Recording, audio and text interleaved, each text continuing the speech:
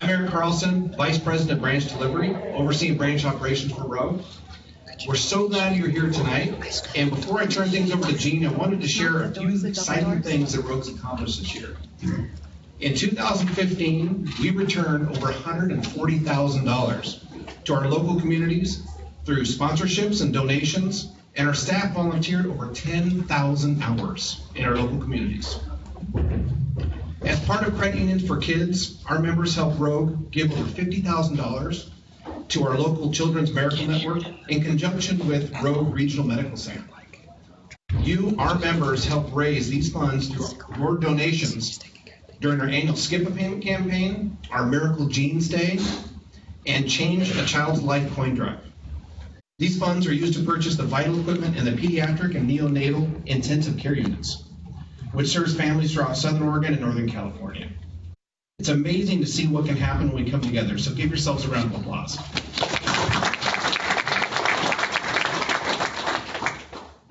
Now I'd like to take a moment to introduce you to these folks sitting up here tonight, our volunteer board of directors.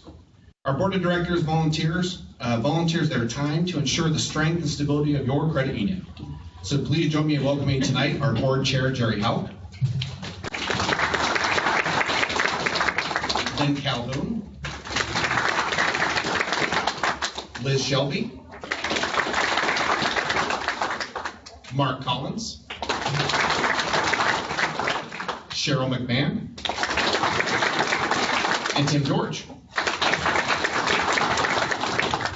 We're also joined by our volunteer supervisory committee. So please help me in welcoming our supervisory committee chair, Jeff Lieber.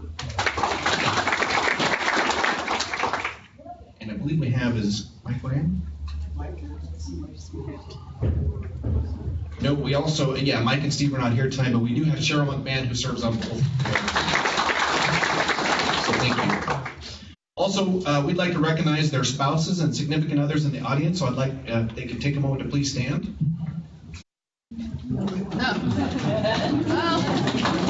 Well, if they were here, they would hear you clapping, so thank you very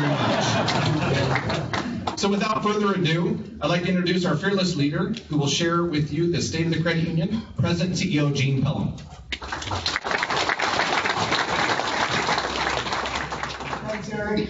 And, welcome to the 59th annual meeting. For me, this is an incredibly special evening to have all of you here, but even more special by some of the things that I'll talk about here in just a few minutes. First of all, I would like to make sure that I recognize some dignitaries that we have. And we have the second CEO of the credit union and his lovely wife, Marty. So Vern Arnold, would you stand?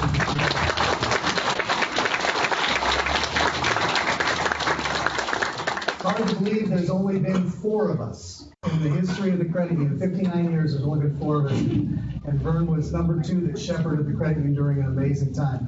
Also, we have our recently retired CFO, Mary Sutton, in the back of the room too. So I want to make sure we recognize Mary. A lot of the financial success that we're experiencing today is because of Mary and the way that she shepherded the credit union during her several years here at the credit union.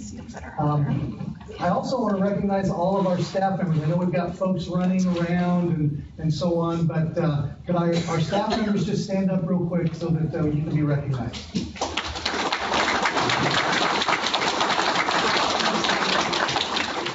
If folks need a seat, there's still some more seats over here and everything like that. We can get you if you want a seat. It's hard to believe over 360 employees in your credit union now. 360. I don't know if you got a chance to see right outside this wall the Jim Johnston recognition, but that was the first office, Jim's house, and the living room in the little vestibule area in the house, and then they call it a garage, but it's a glorified shed. What is original? And how many of you ever did business in Jim's garage? I've heard a couple of you. Yes, see, there's a few of you that somebody did go around and help that member find a way in. That's where I started. That's where you started working. Yeah. We were talking about hand-folding statements and some of those things. Did you hand-fold statements for me? Yeah. So from a few volunteers back in the late 50s to over 360 dedicated employees serving you today. It's amazing what a little credit union in Southern Oregon has become. I also want to make sure that I welcome the unofficial employees. As I say, one of the longest term unpaid employees in the credit union is my wife, Tina. So let's make sure we recognize. She works as hard for the credit union as anybody else because she's every day trying to keep me in line. So, this is falling up. Oh, there we go.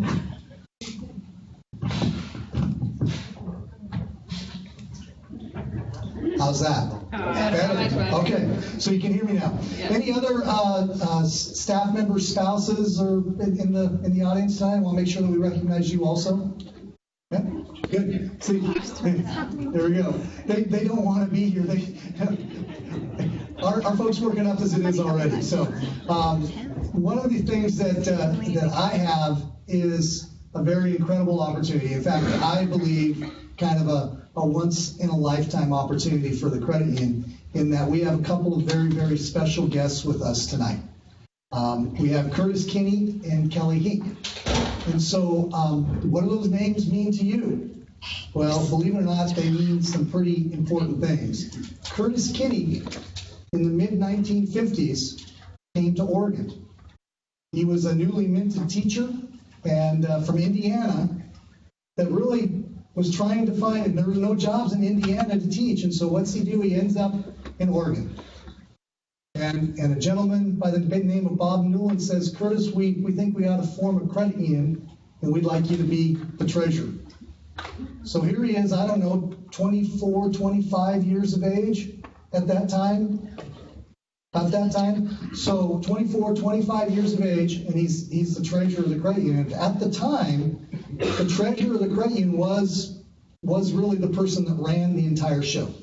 They took in all the deposits, made the loans. Curtis was telling me stories about making loans, how they increased the loan limit and got the first loan went bad, and all those other fun things like that. We were talking at dinner last night. He was telling me all kinds of stories. But he served 8 months as the treasurer, and then all of a sudden the job came back up in Indiana. But Curtis does hold the distinction of being member number 1.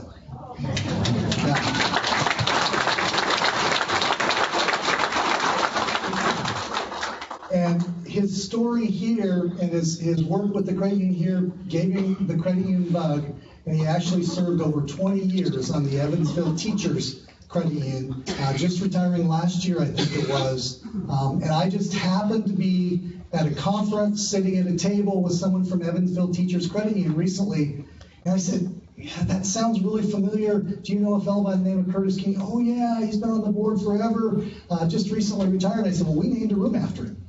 And Mike Russ, I think is his name. Mike was so excited about that, and so told Curtis, and we had the opportunity to bring him out here with us. So also, Curtis is joined tonight by his 3 kids.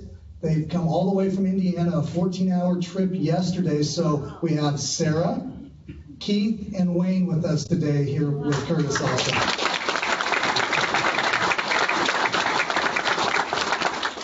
And you think about, it was 50 cents to become a member, 25 cents for a fee and 25 cents for your initial share. And Curtis was running the credit union at that time. And so thank you for your courage and vision over 59 years ago to bring this credit union to life. So, but also we have another very, very special member here tonight. We have member number 100,000 that just got a call from me the other day. And so I want to recognize Kelly Hink and her husband Leroy.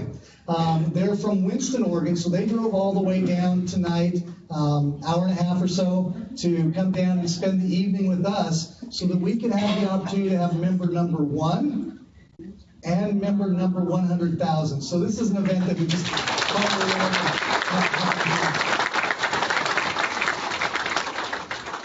and I got to thinking about this. This is not something that was by plan or design. In fact, we didn't think we'd hit 100,000 members until July, August, something like that.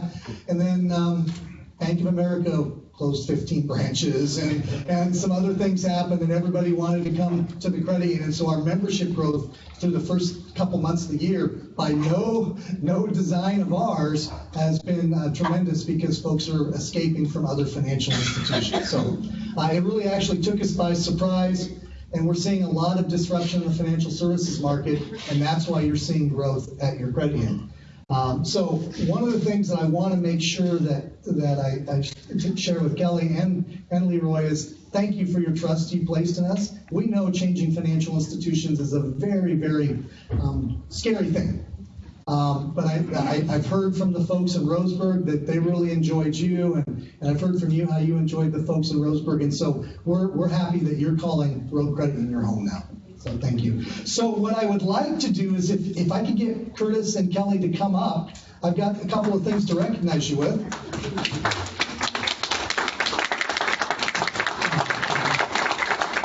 So first of all, we've got a plaque for Curtis that says member number 1. So this is for you.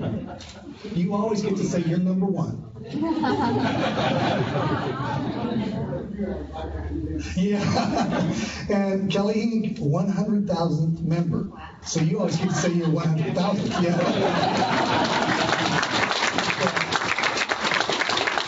Thank you guys very much for taking the time to be here tonight and be part of this very special event. Thank you.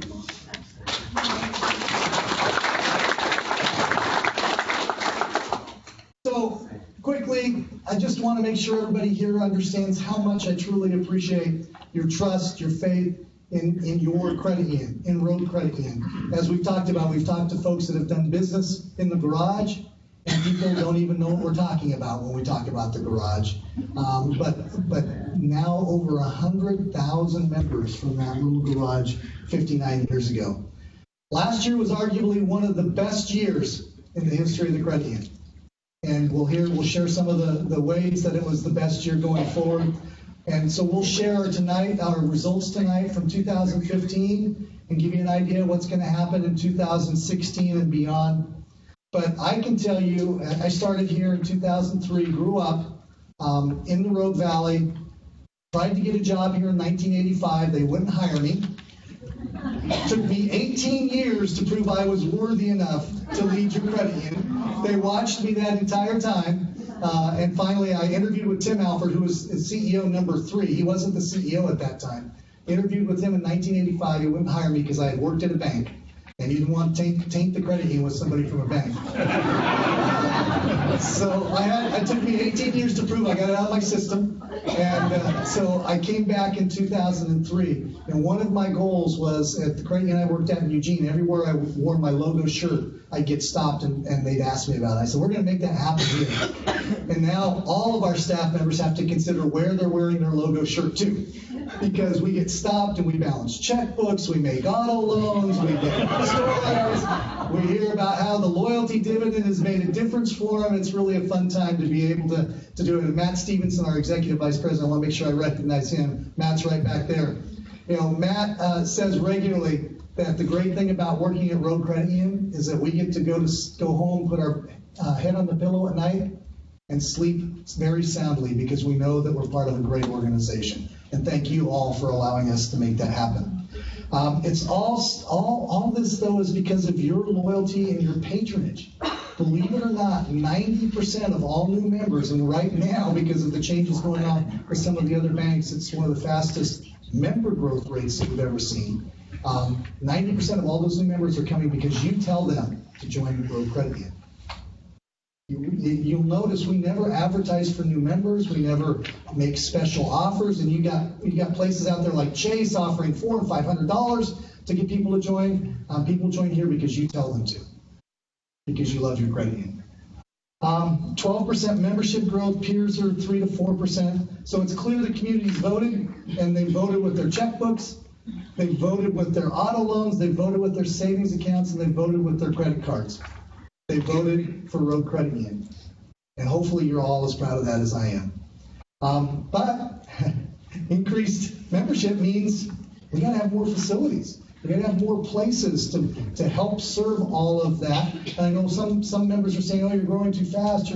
We're growing at a pace that really is allowing us to be relevant in this market today with the new regulations, all the financial changes. If you're not growing and becoming an organization that's of any substantial size, you will fail. It's just the issue that we all face. There are no credit union, garage credit unions today. There aren't, because the laws and the rules and the regulations just don't allow it. So we're building facilities for the next generation. Some of you say, "Oh, it's glass, all these windows, these open spaces. Why would you ever do that?" Because that's the way people work today. They work in collaborative environments and they make things happen. So I want to talk about our admin building. Many of you got a tour tonight. Hopefully you see in this building that the reason it's here is because we had people working in cupboards and closets. We had them working in Central Point. We had them working in East Medford. And you saw how full it is out there already? We just opened this building in July. But that's what's happening right now because people love your credit union so much.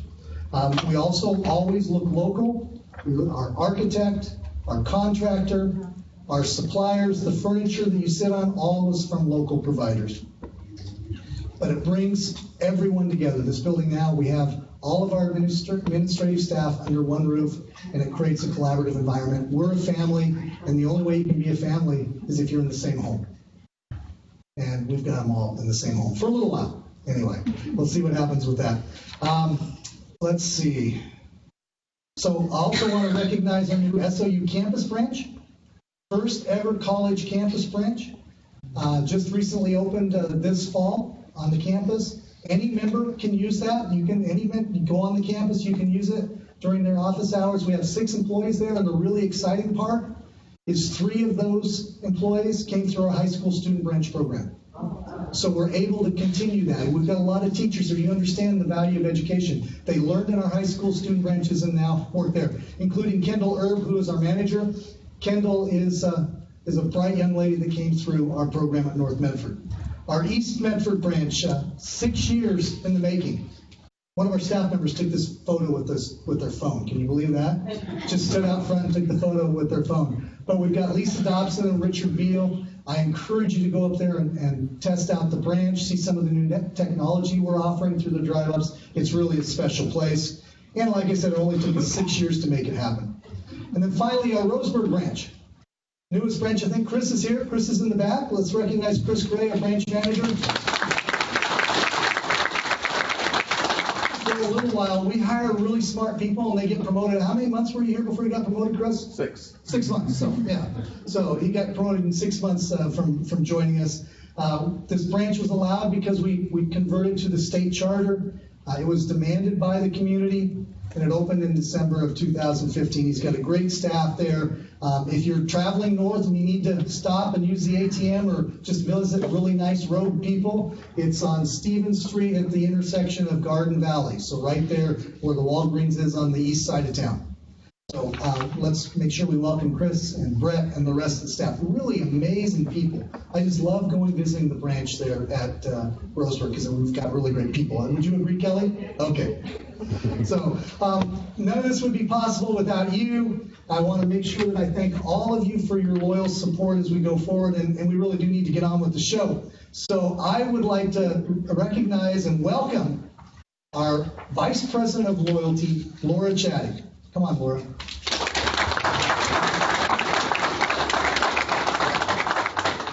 Thank you, Dean. Can you hear me okay? So I'm Laura CHADICK, the Vice President of Loyalty here at Rogue. At Rogue, we truly focus on doing the right thing for our members. And in 2015, we began working on an exciting new project that would allow us to return a very special dividend to our members. On February 17th, that was the magic day, we were able to return back $2.5 million to our member owners with the first ever Rogue Rewards loyalty dividend. That's $2.5 million, in case you didn't hear that. It went back into our communities just for doing business with Rogue.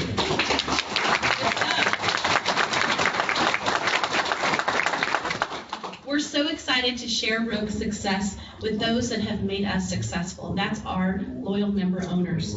Over the past month, I've had the privilege of talking to members and really hearing the impact that the Rogue Rewards Loyalty Dividend has had on them. So let's take just a minute to listen to one of those members' comments. It's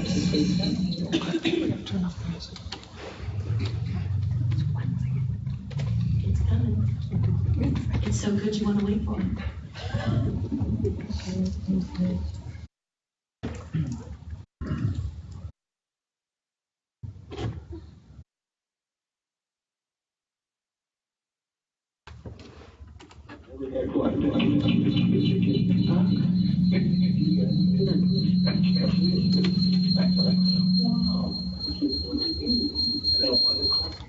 Honestly, don't know what's going on. I don't know if we're going to get another shot, but I could repeat that if you'd like.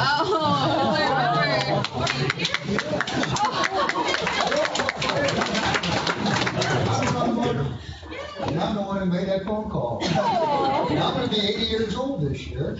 And I've been doing business with financial institutions forever. As a matter of fact, we used to own part of the bank at Bank Pacific down in Washington. And yeah, we bought stock and we never got a dividend. This is the first time in my life that I have ever had a financial institution send me money. And I was so amazed I called up the manager here. I said, I can't believe it. This is really nice. Thank you.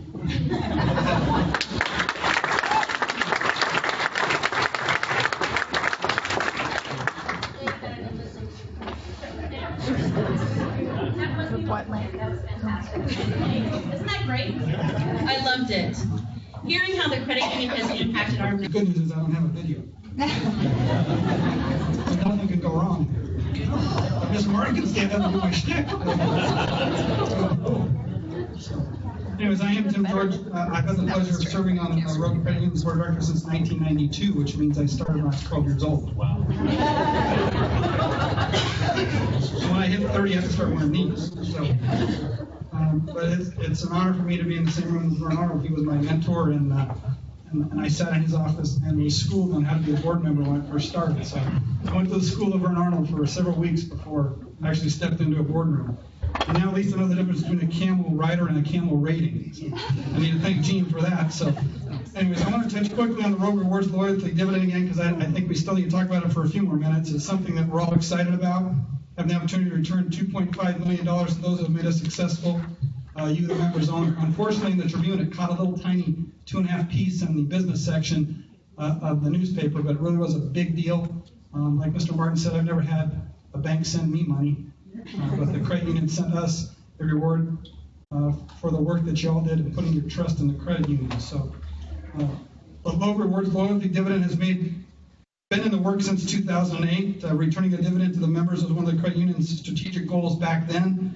But there was something called the financial crisis that happened a while back, and the credit union did have to shift gears for a minute. With the guidance and direction of the volunteer board that sits over here to my right, the credit union made it out of the financial crisis and were able to make this a priority once again, ensuring that the strength and stability of the credit union was never compromised.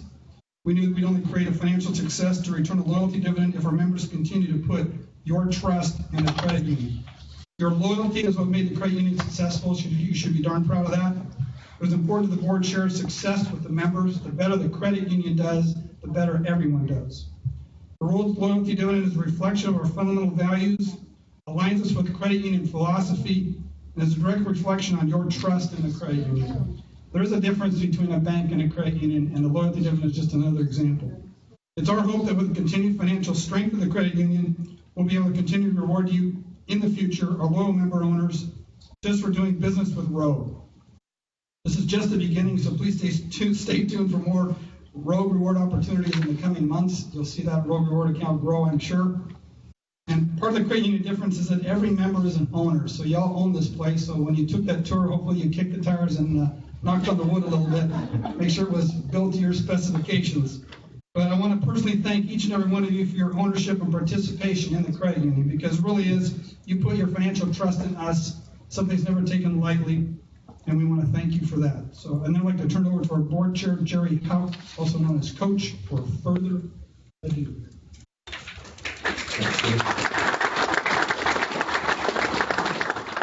It's always tough following an act like that. And I tell him, he must have started at 12, because you look at the picture in the program, it's not this guy, it's But thank you again, Tim, I appreciate it very much. Now, as board chair, I'd like to call this meeting to order and declare Peggy Blair as our recording secretary. Thank you, Peggy, for taking Mark off the hook as a secretary to do that. We appreciate that. As I look around the room, there are many loyal members sitting in the room, and I've determined that we do have a quorum. And if there are no objections, I would like to dispense with the reading of the minutes and approve them as submitted. Thank you. All right.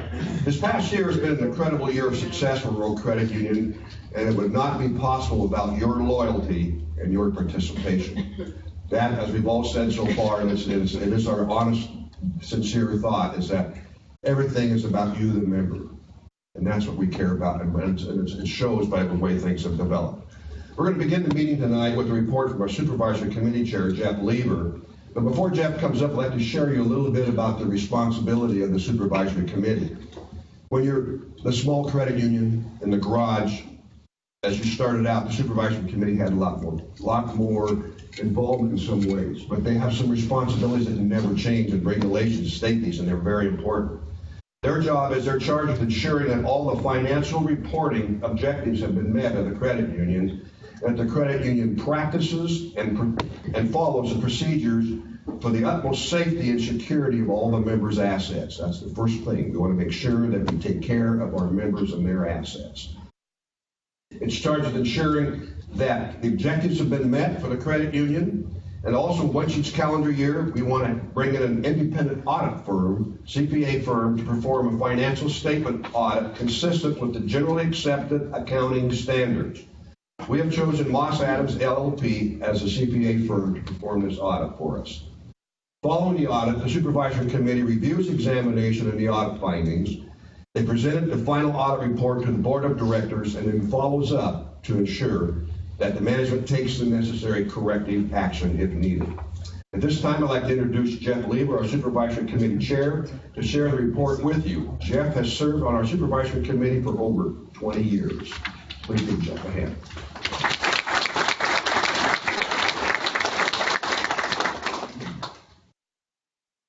Thank you, Jerry. It's an honor and privilege serving an organization with such a focus on doing what's right for its members. It's truly the Rogue difference.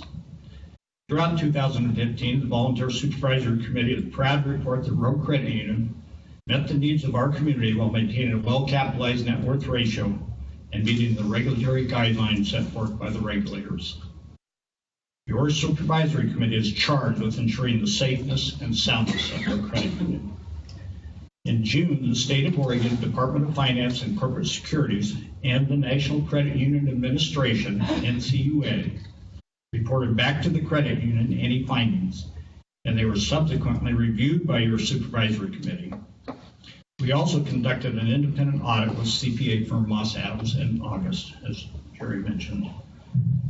Your Supervisory Committee, as well as the Volunteer Board of Directors, is in agreement with the exam findings. Your credit union is meeting the needs of its members and continues to keep us in conformance with applicable rules and regulations, providing a safe and sound local option for your financial needs.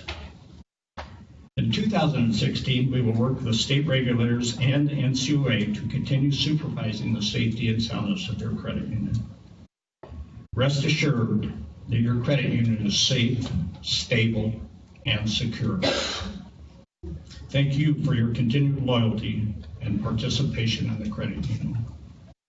I'd like to now welcome back to the stage President and CEO Gene Hall.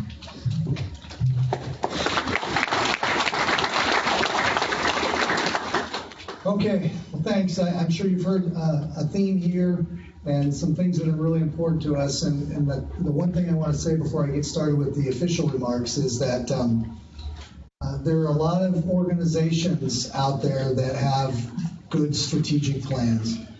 Very few that have had the consistency to work on executing that plan over 8 years. even during one of the most difficult times in the financial history. And that all is given credit to our volunteer board of directors here, who really saw what was most important to take care of you, our members, as we move forward. So I just want to make sure that they get the proper recognition. I'm going to recognize them some more this evening, but that's one of the credit union differences, is this volunteer board of directors with folks from retired chiefs of police to engineers from a nuclear power plant to principals from grade schools, accounting managers and recently retired chief of staffs for the local university. We've got an amazingly talented group of folks here serving you each and every day and looking out for you and holding me accountable. That's one of the things that Jerry said when I first came on and he became the chair. He said, "You're not going to run this place like a bank. You're going to run it like a credit union. You're going to take care of our members first, and we'll worry about the bottom line later." And that's what we've done. When we take care of the members first, guess what? The bottom line comes with it. So that's what happens. So it's a great time at Rogue Credit Union, and I'm excited to share with you our progress over the last year. As I reflect back on 2015, it's difficult to put into words the gratitude that I have for your trust and loyalty and the responsibility I feel to ensure that continues on for each and every one of you. Without your participation, without your loyalty, we wouldn't be the vibrant local credit union that we are today. We truly appreciate each and every member here at Rogue and have fun with them when they love us and have fun with them when they maybe aren't so happy with us too. But we never back down from a member that's happy or unhappy with us. We're always there to serve them. 2015, Rogue Credit Union was recognized as the #1 financial institution by the Mail Tribune's Reader's Choice Poll for the 7th year in a row. 7th year in a row. We've only been serving the South Coast for a little over 3 years, and for the second year, it was a different award last year, but this year we received the Best Customer Service Award by the Curry Coastal Pilot Reader's Choice Award this last year. Best Customer Service, that's not financial institution, that's all places that provide service on the South Coast. Rogue Credit Union was recognized as best for customer service.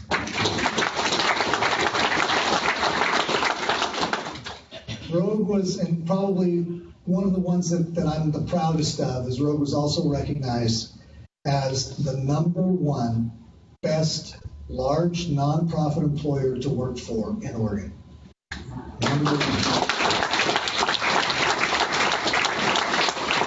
And that's not an easy thing. It's a very confidential survey filled out by staff, and so staff have to like you in order to get this award. One of the really cool things here for Southern Oregon, this is a celebration from Southern Oregon, is that, believe it or not, there's a for-profit and a not-for-profit award, and both winners reside in Southern Oregon. The #1 for-profit award winner is Adroit Construction, the company that built this building. So when we choose partners, we choose the right partners to help us out. Okay?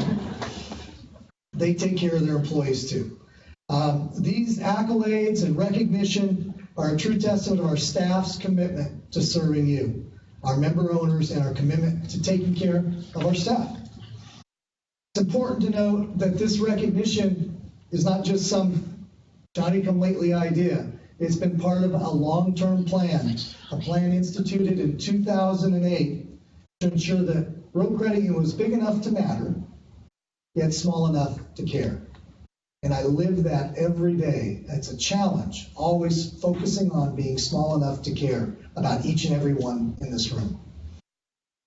So Rogue's 3 primary strategic objectives have been, since that time, focused on creating a service experience and product value that will create loyalty with each and every one of you, but also creating the type of work environment where our employees can thrive, and ultimately creating a safe and sound financial institution that's strong enough to successfully navigate the economic challenges and opportunities that we're faced with.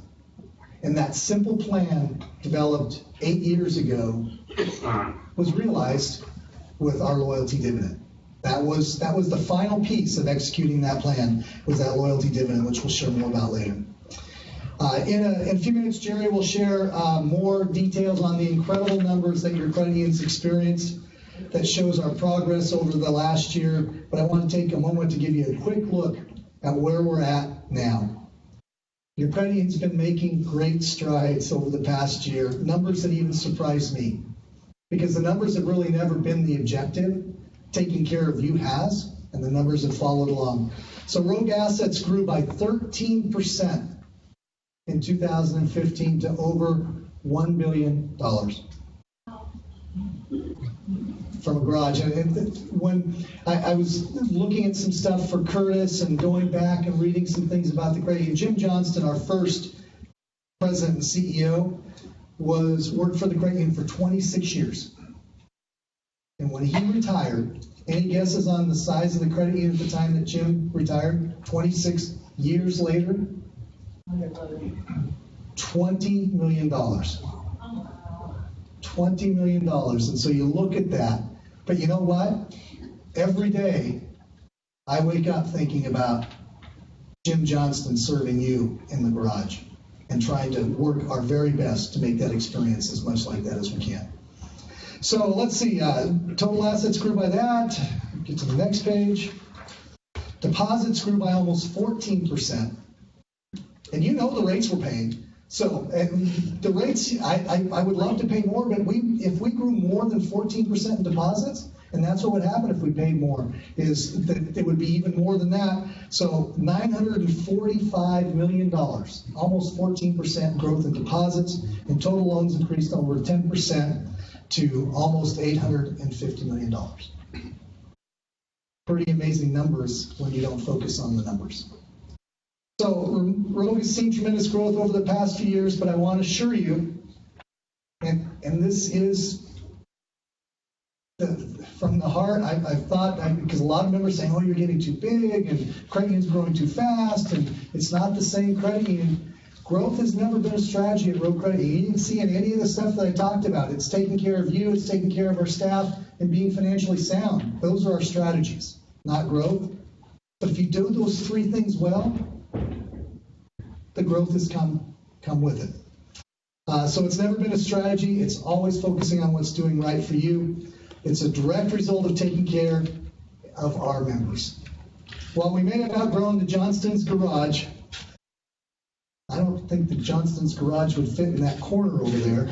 But while we may have outgrown their garage, we're still your local credit union, focused on our members here in Southern Oregon. As many of you know, a couple of really nice young ladies in the back know that I grew up in Eagle Point. This is my hometown, and I'm honored to lead my local credit union. Your leadership team firmly believes that if we focus on taking care of the member first, everything else will take care of itself. Philosophy is the foundation of our financial strength and what guides me each day as we work to create loyalty and ownership for our members. I'm dedicated to ensuring that our focus remains on living, giving, and supporting Southern Oregon. At Rogue Credit Union, our commitment to the community runs deep.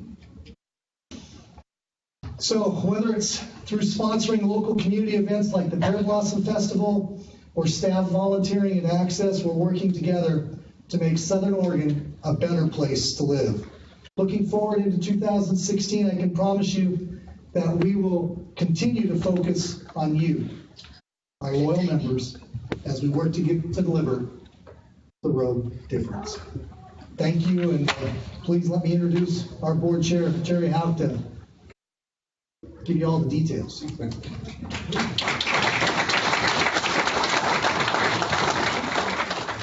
Thank you, Gene. You know, it's always a pleasure because I've been a Rogue member, I don't know how many years, it's in the pamphlet, I don't remember how long ago I joined. But as a teacher, I joined part of it, and then I actually had the experience of opening up the second student branch at a high school, at Ashland High School.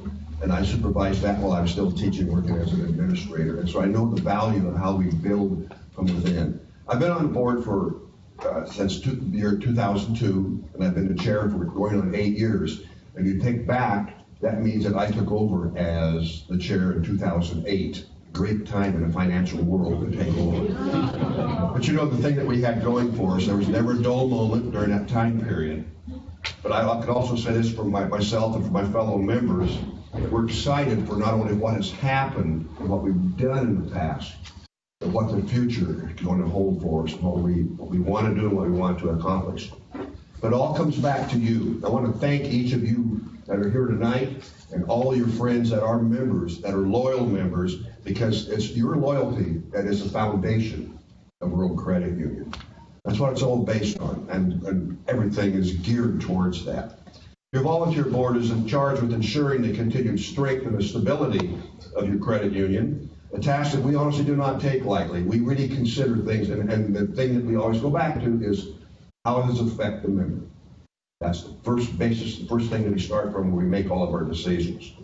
With the leadership, we've got a great board. As Gene went through all the variety that we have, the experience that we have on the board, and the staff that we have at Rogue Credit Union, the administrative staff, the staff out front, the employees, the tellers, the first people you meet when you walk in. You know, that's what Rogue Credit Union is how we treat people. It doesn't matter what size we get number-wise, it's how we treat you as a member. And that's what we want to gear our things to. You know, we finished 2015 very strong. You know, we accomplished a couple of goals. One, 100,000 members. And also the $1 billion level. I mean, that's quite a level. When you think back, when I started on the board in 2002, we were $210 billion. Just in that period of time, the way we've grown asset-wise, it's not a plan that we've set out to do, but it's because of the way we treat our members and the way they appreciate us, and they spread the word. You know, we also want to make sure that we continue to focus on our members, and if we don't, we want to know about it. Because that's the one thing that I told Gene too, is in addition to being, we're not going to be a bank, and I tell everybody else, the first time I hear from members that we're not treating them as a credit union member, but they're starting to get a bank feel, that's when we have a problem. Because that is not what we are. We never want to go to that area at all. If we do, like I said before, we want to know about that. The success that we've had, the reason we've been able to grow to the level is the fact of all of our loyal members and all you people, again, and that is what it's about. Last year, we added 10,982 new members last year alone. That's quite a few in 1 year period. And that's, you know, as Gene said, we've had 26 months of membership growth of over 10%, which is unheard of in the financial world. And when you have 100,000 members, you're still getting 10% membership growth. It all comes from our members, like as Gene stated earlier. Over 90% of our new members have been referred by current members. So that means we're doing something right. And we have to continue to do that. We finished 2015 with a net worth of 9.68%. Regulators say we have to have 7% to be well capitalized. 9.68 is quite a bit above that number. And again, a credit to our people. And as a result, our board was able to approve, you know, the rewards loyalty dividend, and we gave back, as Laura said earlier, $2.5 million back to our members. And you were a stockholder, and you didn't get that back, right? You got it. Yeah, see, but we did that, and you know what? This goes back to our roots. Right, Curtis? That first year, that first annual meeting, they gave back 1% to their members, $64.20. But they paid it back to their members, and we've gone back to that. This has been one of Gene's big goals in the time he took over. And when the economy hit where it was, he never put it aside. It was always there. It's always been stirring. We've always been working. We always say, if this happens, if this happens, if this happens. But you know, when it still comes down to it, when we grow, and as he said, we don't plan to grow. We plan to service our members as they are used to being served. They want to be served. They need to be served. That's why we have more branches. That's why we continue to expand. And it's costs involved, but we have to take care of our members. You know, that's a goal that we're going to have, and our board is going to continue to invest in you, the members, to make 2016 even a better year than 2015 was. That's our goal. Thank you.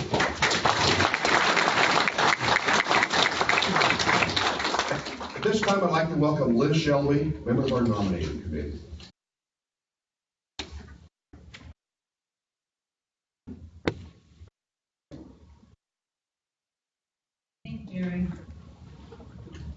There are 3 incumbent nominees for the 3 open positions on the Rogue Credit Union Board of Directors. The nominating committee has determined that the 3 incumbents, Tim George, Lynn Calhoun, and Mark Collins, are more than qualified to fill these 3 open positions. There were no nominations through the petition by February 3rd, 2016 deadline. Your nominating committee has verified that the option was posted and provided to members in accordance with the Rogue Credit Union bylaws. The nominating committee presents an uncontested slate of candidates for the 3 open positions and recommends election by acclamation. Thank you.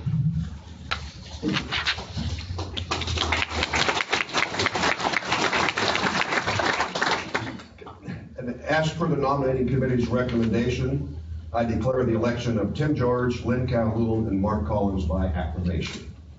This closes the annual business meeting, and at this time, I'd like to turn it back over to President and CEO Gene Pelham.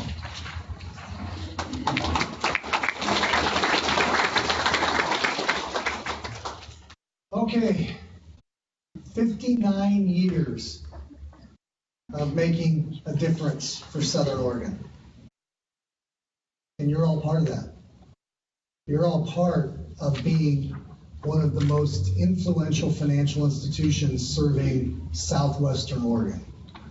From below the Lane County line, basically anything below the Lane County line, Rogue Credit Union now is the preeminent financial institution serving that market.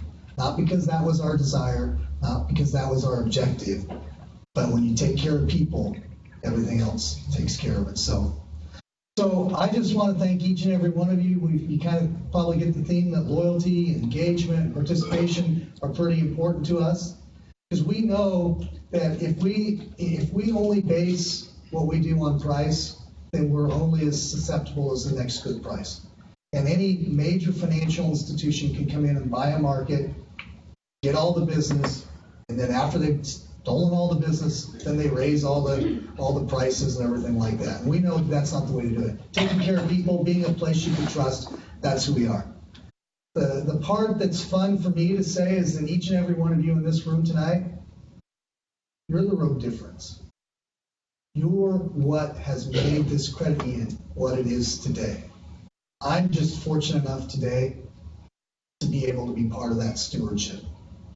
But really, this is your credit union. This is what you've made, created from that garage, from the pencil box that Curtis carried around the high school so many years ago. This is what each of you have done. I want to make sure, and I've already had my performance evaluation, so I'm not just sucking up to our board. I really do want to make sure that everybody here truly understands. I know Curtis does after serving 20 years on the Evansville Teachers Credit Union Board. The incredible time commitment, the incredible responsibility that each one of these folks carry for you. Unpaid volunteers directing $1 billion financial institution. Basketball coaches, chiefs of police, making decisions that made this credit union one of only 2 surviving financial institutions in the financial crisis in Southern Oregon. It's because of their expert leadership and their commitment.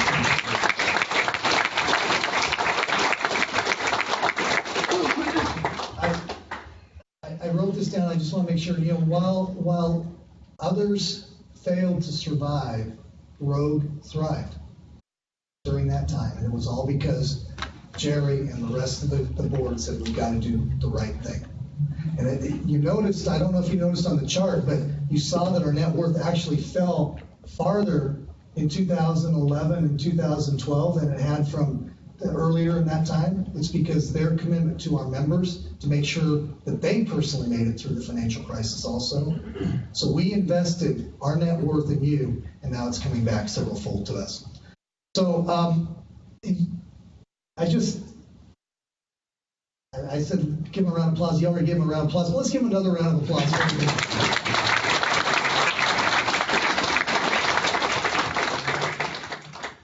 we have challenges ahead. We have challenges because there are organizations that are trying to put credit unions out of business right now. Bankers continue to attack us. Vern dealt with that when he was leading the credit union several years ago, but they continue to put us out of business because they don't understand that credit unions truly not only are structurally different, but they're emotionally different. Keith and I had that conversation last night at dinner. He says, what's the difference? And I don't know if I convinced you yet or not, but hopefully after tonight we will. But credit unions truly are structurally different in the fact that no one's ever paid a dividend to Mr. Martin like we have, because that's the way that we do it. It's all about you. Southern Oregon deserves a strong, local, not-for-profit financial cooperative. We know that, and we work every day for that, and we thank you for appreciating that and helping us thrive in this market. So, but, you know, all of this success is because it's the stories that you tell to your friends, your neighbors, and your family members. Just like, I don't know who planned this, Mr. Martin, for you to be here. And Ben probably did it. That's why you made it mess up the sound and everything so that you could get the real thing, right? And it sounded, when he started speaking, I'm going, that's the message. I heard it right there when he started speaking. But just like Mr. Martin spoke, let me share with you what some of the other members are saying about your credit union right now. I wasn't accustomed to such a high level of personal service, where you're not treated just like another customer member. They were surprised that they were not treated like just another customer member. Needless to say, I'm very happy with my choice to join Rogue. And I love this last part. I would recommend them to anyone all day long and twice on Sundays. And that was an online post. That was completely unsolicited as they were doing it. If you don't know what Yelp is, Yelp's an online recognition rating where you tell people what you think about someone's service. And he put that on there for us. And so Facebook post was, what I appreciate most is that the employees walk the talk. Members first. And then one of our surveys, each time I enter your building, all employees greet me like I'm an old friend. Modern banking has gotten away from this. Perhaps, I love how this member said that, perhaps that is why Road Credit Union is growing today. Keep up what you're doing. That's what our members are saying about us. So we didn't just pick, the only 3 positive comments that we got. But it's just comments after comments after comments. Whether I'm out in the streets talking to folks or getting a phone call or a meeting or even getting an Ask Gene email, what members are saying are very positive. Yes, sometimes they're not very happy. But you know what? We talk to everyone and work very hard to solve that. So, and for those of you that haven't communicated with me via Ask Gene, I do. I answer all those emails personally. Sometimes, even though I've arranged, with Peggy's in the back there, even though I've arranged with Peggy to watch him while I'm on vacation, I still just can't help not answering the Ask Gene emails and listening to what our members have to say. And the fun part right now is because of the new members that have not experienced the level of service that so many of you are accustomed to, they're so excited about being part of Road Credit Union. We review these member surveys each and every week. Laura's job is to keep me apprised of what you're saying. Whether it's good, whether it's, I don't know, or whether it's bad. I get to hear about every one of those. And then we make adjustments quickly. We don't wait for something to do. I kind of laugh at organizations that do a service survey every 2 years. Because if we waited 2 days not to respond to somebody, our branch managers are required within 2 days of a negative comment to respond to that member personally. And they do. And they work to make sure that they resolve that situation. We resolve almost all of them. Some of you are a little stubborn at times. But for most everybody, we solve almost all of them the first time around. So our leadership is guided by simple values based on doing the right thing. I don't want to overuse the term, but the golden rule applies here. And I think it's because so many of these guys were used to using rulers to wrap people's fingers as they come. Now the golden rule applies here as we go forward. So I just want to say thank you to all of our honored guests, Curtis, Kenny, and your family. Thanks again. 14 hours on a plane yesterday to get here today to be part of this is really special, coming all the way from Indiana, multiple flights, because Evansville is like Medford. You can't get there from anywhere. And so you have to go a lot of places to get there. And so 14 hours on a plane yesterday. Kelly, thanks, and Leroy, thanks for coming down and spending an hour and a half driving down, having to drive back. We offered for them to stay, so we didn't just force them to come down.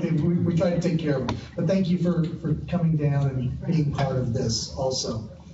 I also want to recognize our marketing team. Can I have our entire marketing team please stand up? Come on, marketing team.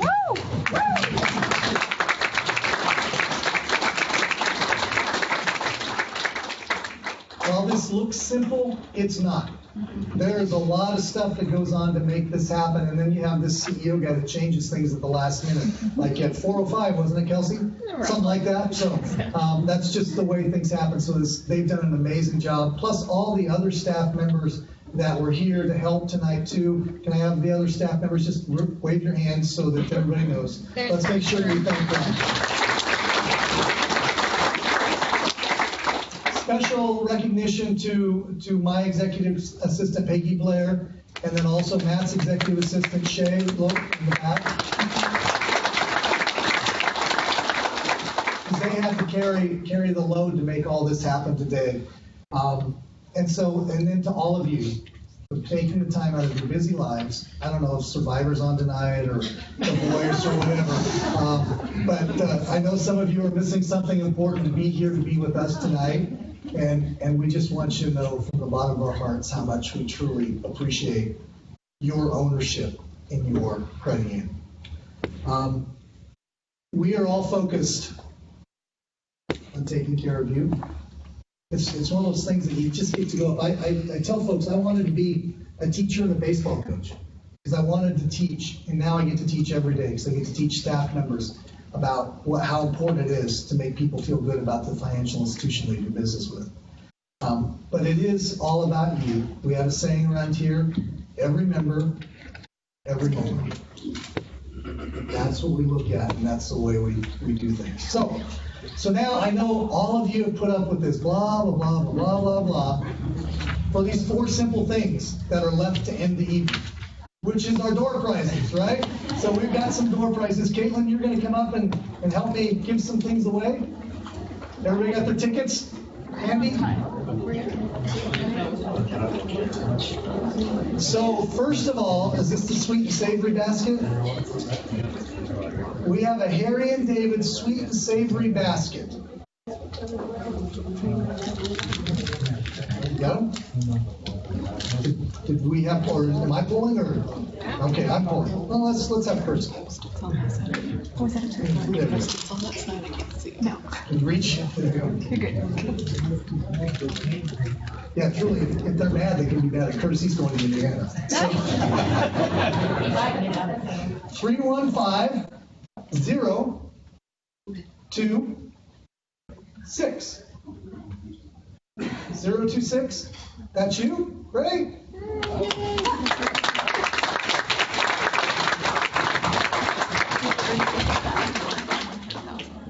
So, Caitlin, I guess we have a Brit Festival. Oh, no, this is Krista.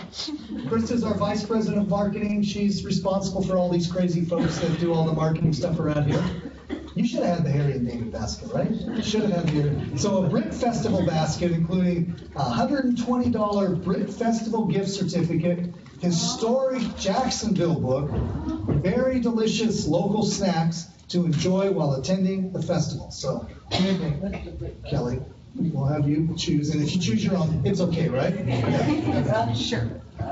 Okay, so 314-997. Is it you?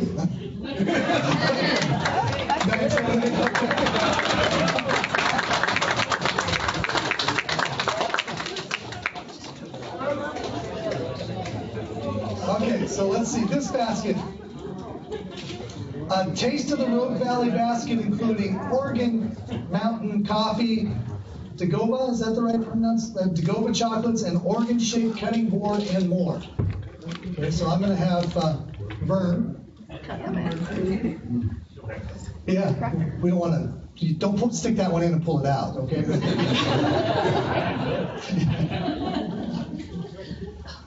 Oh, let's see. 315 0 1 9.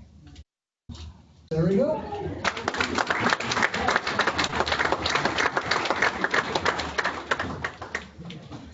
And the last gift basket for the evening, an Oregon Shakespearean Festival basket, including a $150 gift certificate to the Oregon Shakespeare Festival, historic book about the festival, and various hand-picked artisan fare. So let's see.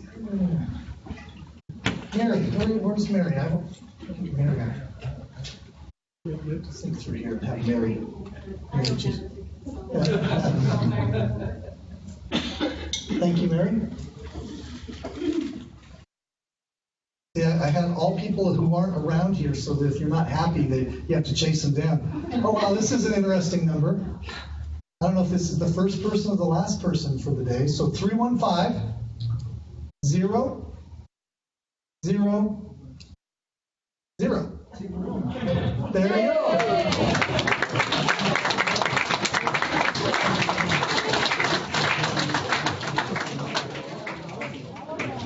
So, once again, thank you all for taking the time to be here and be part of this really momentous event. Where are you going to get your very first member and your 100,000th member in the same room at the same time? Our marketing team's amazing, but they're not that good. So to make that happen, Serendipity blessed us this evening to have that happen. I think also we left a little bit of time for some questions and answers if members have any questions that they have. Yes. Okay. Yeah, in January of 2015, we converted to a state charter from a federal charter. And so the reason about the state charter is it gave us the opportunity to then move to Roseburg and some of the surrounding areas. Under the federal charter, it was actually very limited. And actually, one of the things that happened is by our move and working with our federal regulators, they're now actually looking at expanding the federal regulations so that the credit can serve more members. So we're actually a positive force in trying to get some change made there. But it was converting to a state charter in January of 2015. Hey, Gene, yes. I want to mention still federally insured. Still federally insured. Yeah, still federally insured.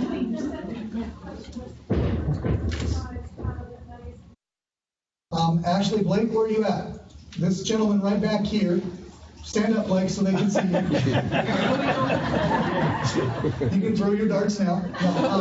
Actually, we're very, very fortunate. Blake actually worked for an accounting firm early in his career and has served at several financial institutions as controllers, treasurers, and so on. But he also reports to a board finance committee. So even though he comes up with various ideas on the way to make the investments, the finance committee works with the board to set specific policies on the type of investments that we can do and the type of investments we can't do. There are some federal regulations, but your credit union has generally been more conservative even in those regulations going forward. Sure, I don't see it. If you have any questions, we'll connect you. Just send a message to askgene@roguecu.org and I'll connect you with Blake. Catch Blake right after the meeting. Yeah, catch Blake right after the meeting. I've been putting him in touch with a lot of people about investments lately, so, yes. Where are savings interest rates going? Savings interest rates, one of the things really fortunately for me is I was recently appointed to a Federal Reserve community banking group, and so I actually was in San Francisco at the Federal Reserve offices listening to the local president of the Federal Reserve, and actually they're not going really nowhere for a while because of some of the concerns with oil, some of the concerns internationally. They still feel that the economy is not at risk of negative interest rates, which there was that question. We see that happening in Japan and talk about that happening in Europe. But we do see savings rates rising, but it's going to be actually much more slower than they anticipated. So, which I know this audience is probably not really excited to hear about, but that's what's happening across the country. There is so much. To give you an idea, what I talked about the first 26 years, we grew $20 million. Last month, no promotions, no anything, we grew $40 million in deposits last month alone. There is so much money sitting out there because people are uncertain what's going to happen with the markets and so on. It's supply and demand, and there's an oversupply of deposits, and so there's just no demand to pay higher prices for those. Does that answer your question? Yeah. Yes.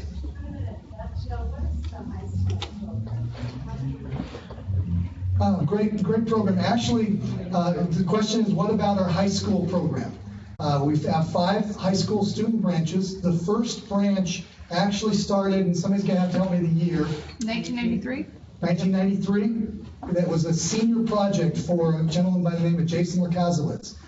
Jason now is the manager of Moss Adams' local office, but he worked his way up. He started the first student branch at South Medford High School, and then the second was at Ashland High School that Jerry was the administrator. And what we do is during their lunch hours, they provide service not only to students but to staff members that work at the schools. So we have South Medford, Ashland, North Medford High School, Eagle Point High School, and Brookings Harbor High School that we currently have, and we're working. Can we announce the other one? We're working on Grants Pass now. We hope to have that open next fall for a Grants Pass High School student branch. And what we do is with those programs is we develop them so that the kids not only are just learning the basics, but they're learning things like security. They're learning things like confidentiality. They're learning money handling. They're learning finances. We gather them together and they learn how to build marketing plans for their branches and so on. So it's a kind of a full service training program that they come away, and actually it really helps them for their college scholarships and their college applications to have that service and experience. The other part that's really valuable to us, I know some of you don't like to be served by what appear to be 12-year-olds, but they're really not. They're all 16 years and older, is that they're really great to fill in after school, during the summer times, during breaks. They're just great employees that want to work for us. And now, let's see, we don't have Derek in here, but I'm just trying, our branch manager for the South Medford branch came through our student program. Our director of training came through our student branch program. So we actually have kept many of those folks. Our trainer came through the student branch program and is now moving to another position. So a lot of really great.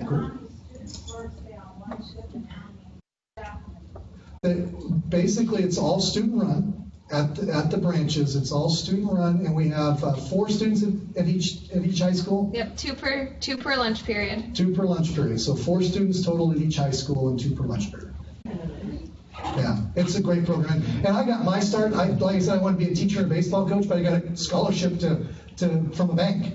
And so through this similar program where I got the opportunity to get my education, where I would have never gotten an education. My dad was a log truck driver. And there was just no way I was ever going to go to college, so fortunately I got that. So that's why the program's so valuable to me. But not only have we done that for high school student branches, but we actually developed our own internal management school.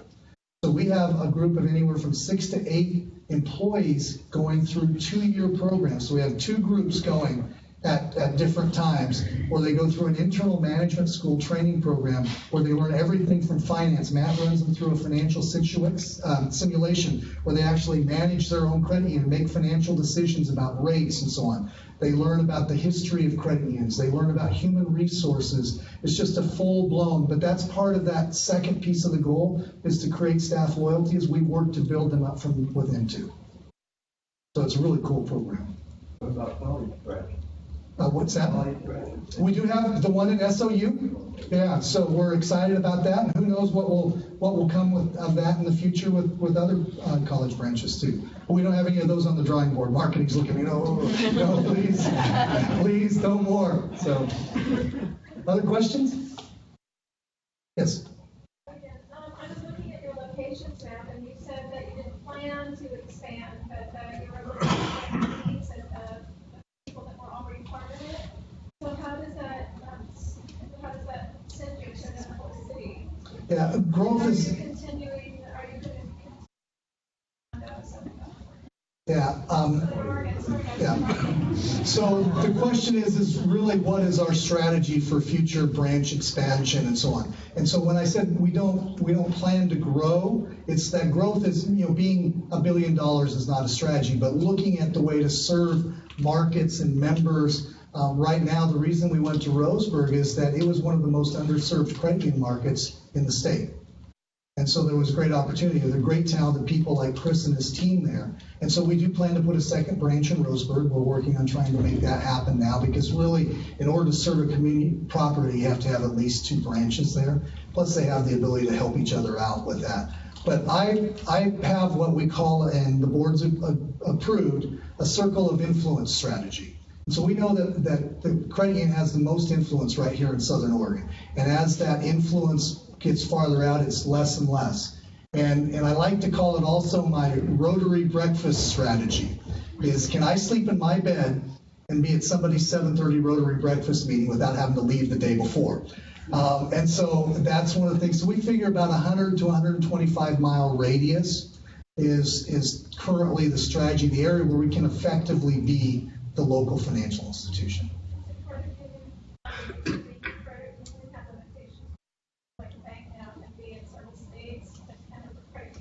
And that's one of the reasons we changed to the state charter from the federal charters. Yes, there are very specific limitations. We have counties in Oregon that we can currently serve and 1 county in California. And if we want to serve any other counties in California, we have to get approval for that. Yeah. Yes? Could you explain the system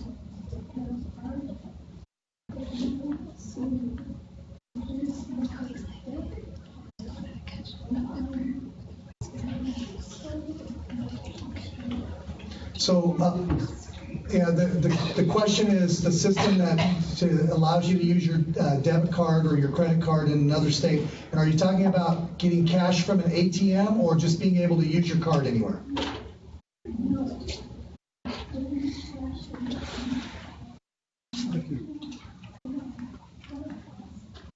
So through an ATM and those types of things.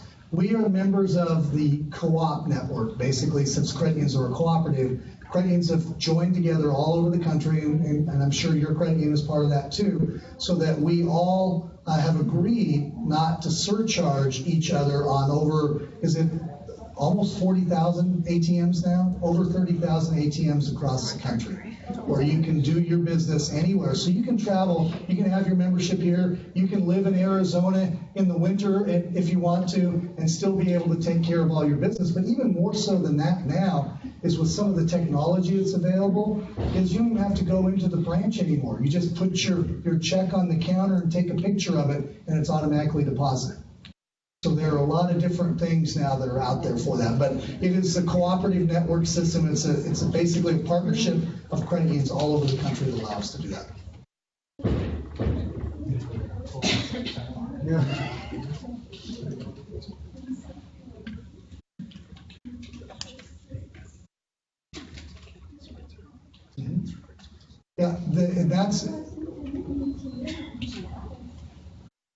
Yeah, there is a shared branching network also, so that credit unions, a certain number of credit unions from across the country have joined together, so you can walk into another financial institution and do that business.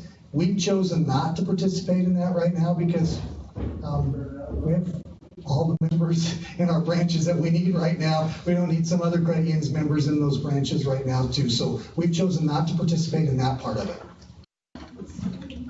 Yeah. The credit union I worked for in Eugene, we were able to do it. Yes? You've had a significant jump. I mean, it's not like going from $100 to $110. I mean, we're talking significant numbers, and you're talking hundreds of millions of dollars. What do you contribute that to?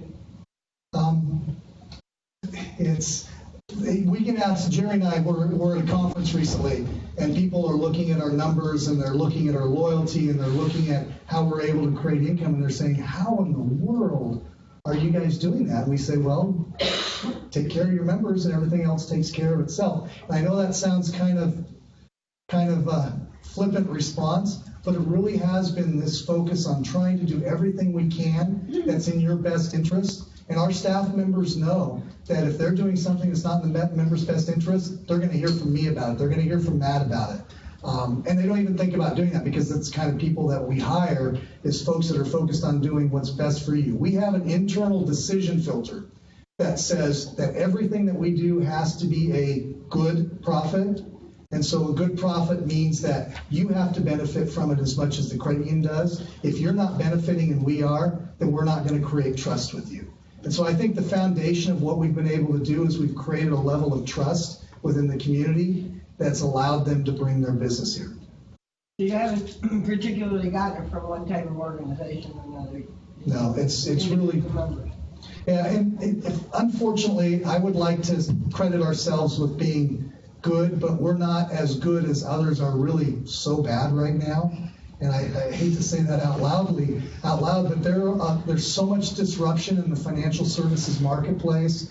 You know, we've looked at Umpqua and Sterling merging. Their systems didn't work for not only days, but weeks at a time. Bank of America sold branches. Chase Bank has closed branches. 3 institutions in this market area have changed their names 3 times in the last 4 years. So that's what's driving a lot of this. Yes? One other question, well, 2 questions really. And really good people that work at the credit union too, so I would make sure, yeah. Why is your investment house out of San Diego?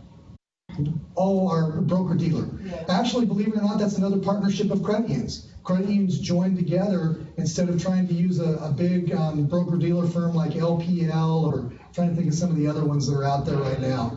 It's now a credit union-owned group. And believe it or not, what was that dividend that we received? $127,000 on 1 share of stock from our local, and we have 4 shares of stock, I think it is. We've earned more in this year than we paid to buy into this. It's a partnership or a business of credit unions that have joined together. So that's why they're out of San Diego. It's just a broker-dealer. Yeah, it's a broker-dealer owned by credit unions, focusing on credit union issues. Oh, okay. So you don't have your own. Yeah. So, yes. With so many institutions being taxed internationally, what do you guys do to safeguard your member and privacy information? What have you done above and beyond tax information? Matt, you want to address that because there are so many things. It's probably, I guess. Yeah, we've recently just made some major upgrades. Unfortunately, we haven't been hacked yet. That's the knock on wood, everybody, please, right now. But we have major safeguards in place. Everything from the people that we hire. We also hire a firm that just recently came in, and we hired them to hack us and try to do different things. In fact, they do social engineering where they go in and pretend to be somebody that shouldn't be in our credit union and see if they can get in. Unfortunately, our employees stop them. So we do these kind of tests constantly.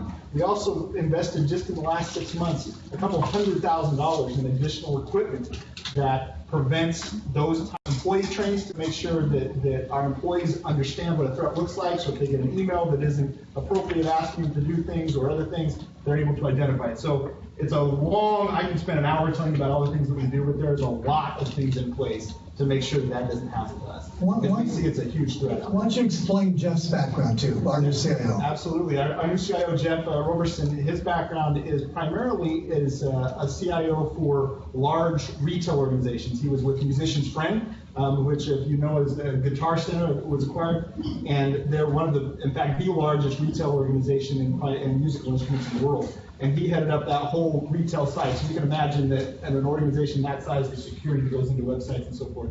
He also worked for a great deal of time at Erickson Aircrane, which handles federal contracts and a lot of Department of Defense stuff. So obviously there's a lot of high-level security there as well. And so his expertise has been a big benefit for us in-house to bring that level of background and the staff that he's hired as well. So we're really confident in the staff that we have, the equipment we have, but we know it's a constant threat. We're always watching. And everybody join me in knocking on wood, please. So every time you talk about it, yes. About a couple of years ago, I got a phone call from a company from the finance firm that we've noticed that the charge is $35 for your credit card. Did you make that charge? I said, no. Well, what called their attention was going out of the country.